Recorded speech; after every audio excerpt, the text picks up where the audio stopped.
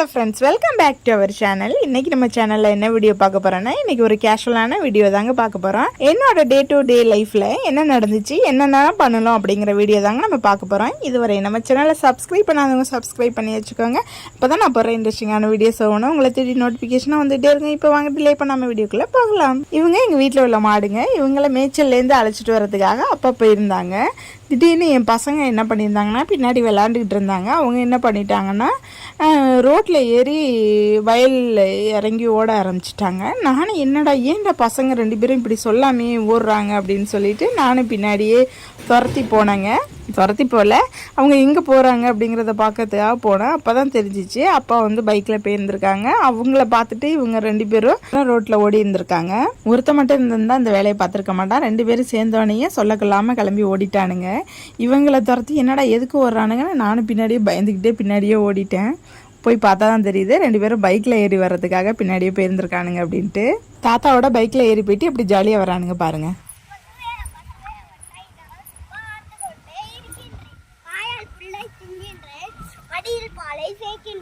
சேர்த்து வைத்த பாலெல்லாம் திரும்பவும் நாங்கள் கறந்து கறந்து காஃபியில கலந்து கலந்து குடிச்சிடுவோம்.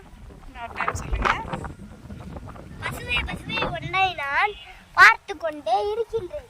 வாயால் புள்ள மடியில் பாலை சேர்க்கின்றான். சேர்த்து வைத்த பாலெல்லாம் தினமும் நாங்கள் கறந்திடுவோம். கறந்து கறந்து காஃபியிலே கலந்து கலந்து குடிச்சிடுவோம்.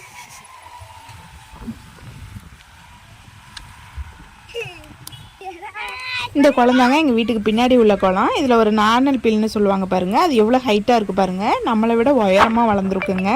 அது பார்க்கவே இந்த அழகாக இருக்கும். அந்த பில்லு அப்படியே ஒன்றோட ஒன்று அப்படியே நிறைய கொச்ச கொச்சான்னு முளைச்சிருக்கும். சேர்ந்தாப்பில் ஒரே இடத்துல நிறைய இருக்குங்க. அதுலேருந்து காற்றும் சூப்பராக வரும். இந்த காற்று வாங்குறதுக்காகவே அந்த குளத்துக்கு நாங்கள் அடிக்கடி போகிறது. இந்த குளத்துக்கு பக்கத்தாப்பில் இந்த முள்ளுச்செடி வளர்ந்துருந்துச்சுங்க. இந்த முள்ளுச்செடியை பார்த்து நான் 15 வருஷம் ஆச்சுங்க. இப்போ தான் பார்க்குறேன். குளத்துல இருந்துச்சு ஃபுல்லாக. அதை வந்து சுற்றிலாம் அழிச்சிட்டாங்க. அதுக்கு பிறகு இப்போ தாங்க ஒன்று இங்கே இருக்குது. இந்த தோப்புக்கிட்ட இருந்துச்சு.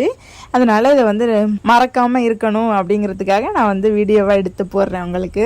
இந்த முள்ளுச்செடி வந்து இதில் ஒரு ஸ்பெஷல் என்ன அப்படின்னா, இது வந்து காக்கா முள் அப்படின்னு சொல்லுவாங்க. சில பேர் இது வந்து கருவேல மரத்தில் ஒரு வகையில் உள்ளது. இந்த முள்ளுச்செடி பார்க்கவே ரொம்ப அழகாக இருக்குங்க.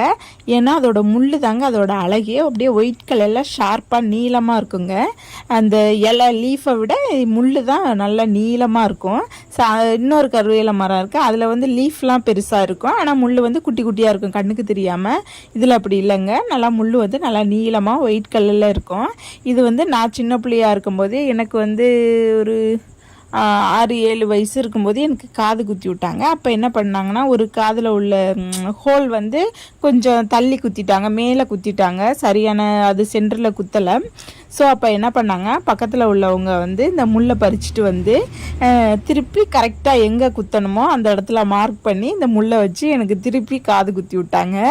அதனால இந்த முள்ளை நான் வந்து கண்டிப்பாக மறக்கவே மாட்டேன். என்னோட மெமரிஸை வந்து மறக்காமல் இருக்கணுங்கிறதுக்காக தான் இந்த முள்ளை பார்த்தோன்னே இதை வீடியோவாக போடணும் அப்படின்னு சொல்லிட்டு உங்கள் கூட நான் வந்து இதை ஷேர் பண்ணுறேங்க.